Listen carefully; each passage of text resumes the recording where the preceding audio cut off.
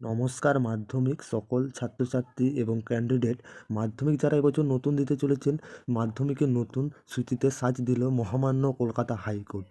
তোমরা যারা এবছর মাধ্যমিক দেবে সকল ছাত্রছাত্রী এই আপডেটটা দেখুন। আপনাদের যে টাইম বদলাবে না একই থাকবে না নতুন রুটিন আসতে চলেছে সে বিষয়ে তথ্য কিন্তু আজকে জেনে নিন। মহামান্য আদালত হাইকোর্ট কি জানালো আবারও দেখুন। আর চ্যানেলে নতুন হয়ে থাকলে চ্যানেলটা সাবস্ক্রাইব আর করে দিতে ভুলবে না। দেখুন কি বলল মহামান্য আদালত। সকাল 9:45 শুরু হবে আসন্ন মাধ্যমিক পরীক্ষা। মাধ্যমিকের পুরাতন সময়সূচিতে সায় দিল না হাইকোর্ট। যেহেতু মাধ্যমিক পরীক্ষার আর কয়েকটা দিন বাকি, এই মুহূর্তে সময়সূচি বদল করছেন। প্রশাসনিক ক্ষেত্রে নানান অসুবিধা হতে পারে, সেই কারণেই মাধ্যমিক শিক্ষা পর্ষদের বিজ্ঞপ্তি অনুযায়ী সকাল 9:45 মাধ্যমিক পরীক্ষার শুরু হবে জানালেন বিচারপতি বিশ্বজিৎ বসু। রাজ্যের কয়েক লাখ পরীক্ষার্থীর কথা মাথায় রেখে রাজ্যকে পরীক্ষার্থীদের পরীক্ষা কেন্দ্র সঠিক সময়ে পৌঁছতে বেশ কিছু পদক্ষেপ নির্দেশ দিয়েছেন বিচারপতি। তাছাড়াও এই মাধ্যমিক সকল ছাত্রছাত্রী ক্যান্ডিডেট যারা মাধ্যমিক দেবে 2024-এ, তাদের জন্য যে সেই পদক্ষেপ নিয়েছেন সেই পদক্ষেপগুলি নিশ্চিত করে আগামী 31শে জানুয়ারি আদালতকে রিপোর্ট জমা দিতে মাধ্যমিক পর্ষদ ও রাজ্য সরকার। কি কি পদক্ষেপ?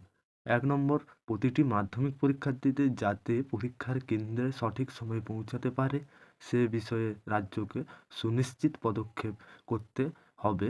তাছাড়াও 2 নম্বর যেটা রয়েছে, প্রতিটি থানায় ওয়ার্নিং এবং মার্কিং করতে হবে যাতে পরীক্ষার অসুবিধায় পড়লে পুলিশ বা প্রশাসন তাদের সঠিক সময় পরীক্ষা কেন্দ্রে পৌঁছে দেবে। তাছাড়াও 3 নম্বর যেটা রয়েছে, পরীক্ষার্থীদের সুবিধার জন্য পর্ষদকে একাধিক হেল্পলাইন নম্বর চালু করতে হবে।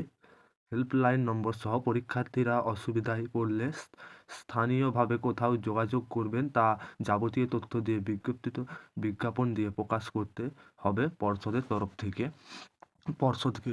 তাছাড়াও যে ছাত্রছাত্রীরা যদি কিছু হয়, এই মাধ্যমিক প্রতিটা স্টুডেন্ট পরীক্ষার্থী কেন্দ্রের পরীক্ষার্থীদের পৌঁছানোর জন্য প্রয়োজনীয় পর্যাপ্ত পরিবহন ব্যবস্থা সচল রাখতে হবে রাজ্যকে। তাছাড়াও কোনো পরীক্ষার্থীর পরীক্ষা দিতে যাওয়ার পথে অসুস্থ হয়ে পড়লে বা পরীক্ষার কেন্দ্রে অসুস্থ হলে তার জন্য কি কি উপযুক্ত ব্যবস্থা নেওয়া হবে তা রিপোর্ট জানাতে হবে পর্ষদকে। সেটাও কিন্তু রিপোর্ট জানাতে হবে পর্ষদকে। আজ মাধ্যমিক পর্ষদের সভাপতি আইনজীবীর মাধ্যমে আদালতকে জানিয়েছেন, ইতিমধ্যেই 3টি কন্ট্রোল রুম খোলা হয়েছে, পর্যাপ্ত পরিমাণ পরিবহনের ব্যবস্থা করা হচ্ছে, যথেষ্ট সুযোগ সুবিধা থাকবে সকল মাধ্যমিক ক্যান্ডিডেটদের জন্য।